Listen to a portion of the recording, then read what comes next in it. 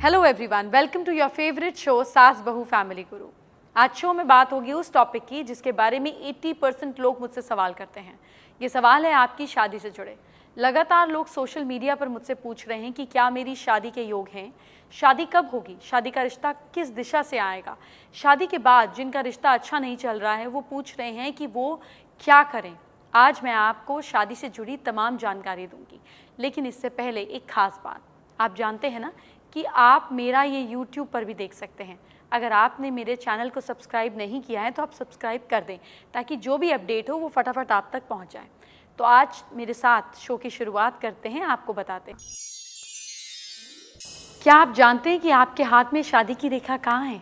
जी हाँ, सबसे पहले तो आपको ये पता होना चाहिए, उसके बाद ही आप मेरी सारी बात को समझ पाएंगे। मैं आपको बताती हूँ कि शादी की रेखा कहाँ है। ध्यान से देखिए, फिर अपने हाथ में नोट कीजिए। देखिए, इस एरिया में रेखा है या नहीं। विवाह रेखा जो है हथेली में सबसे छोटी फिंगर के पास में होती है, इस लिटिल फिंगर के पास में। इस एरिया को बुध पर्वत कहते हैं। अब इस एरिया में रेखा तो सबके हाथ में होती है, लेकिन फिर ऐसा क्या है जिसकी शादी होती है और किसी की शादी नहीं होती? किसी की देर से होती है तो किसी की जल्दी होती है, या फिर शादी के बाद कोई सुखी रहता है या शादी के बाद कोई दुखी रहता है। ये सब आपके साथ एक साथ होता है, या यूँ कहूँ ये होगा सबसे पहले कि आपकी किस्मत में लिखा जा चुका होगा। हाथों में शादी की रेखा कभी नहीं बदलती, लेकिन सबकी रेखाओं की स्थिति अलग अलग होती है। तो आज शादी से जुड़ी हर रेखा के बारे में आपको डिटेल में समझाऊंगी।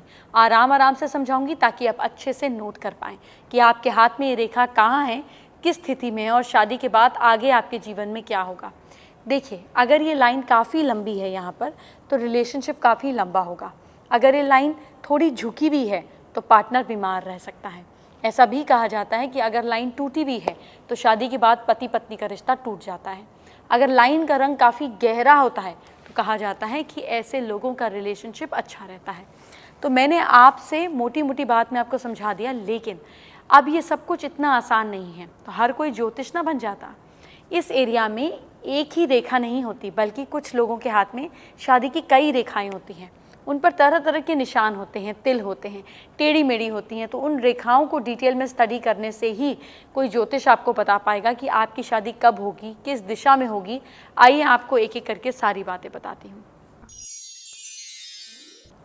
अगर मैरिज लाइन मणिबंध की रेखा के बीच में है तो इस दिशा में उंगली के जड़ में दक्षिण दिशा, हाथ के मध्य में पूर्व दिशा, अंगूठे में मूल, तो लड़के या लड़की की शादी पश्चिम दिशा में होती है। अगर रेखा कई भाग में कटी हुई है और चंद्र पर्वत पर आड़ी तिरछी रेखाएं चंद्र पर्वत पर यहाँ पे भी कटी हुई है तो विवाह में बाधा आती है, यानी कि कोई ना कोई अड़चन आएगी और आपकी शादी में देरी हो जाएगी। अगर ज़बरदस्ती शादी हो भी जाए तो निभाने में दिक्कत होगी। अगर शादी रेखा सूर्य रेखा को काटे या शुक्र पर्वत की तरफ बढ़े तो अनमोल विवाह होगा, यानी कि आपकी शादी उससे होगी जो आपके लायक नहीं होगा या फिर आप उसके लायक नहीं होंगे। आपकी सोच भी एक दूसरे से मैच नहीं करेगी। अगर भाग्य रेखा पर क्रॉस हो, विवाह रेखा पर एक आइलैंड हो, शुक्र पर्वत कम उभरा हुआ हो तो शादी होगी लेकिन सुख नहीं मिलेगा। अब आपको बताती हूँ उन रेखाओं के बारे में जो बताती हैं कि आप जीवन भर कुंवारे रहेंगे या नहीं, या शादी के बाद आपका रिश्ता आपके पार्टनर के साथ कैसा होगा। तो आइए इस बारे में आपको डिटेल में समझाती हूँ। जिनकी हथेली में ये रेखा हार्ट लाइन की ओर बढ़ी हुई हो, ये रेखा हार्ट लाइन की ओर बढ़ी हुई हो और जाकर इस रेखा के 2 या 3 रेखाएं निकल जाएं तो ये मैरिड लाइफ का सुख नहीं पाते। जिस हथेली में ऐसी रेखाएं होती हैं उन्हें मैरिड लाइफ का सुख नहीं मिल पाता है।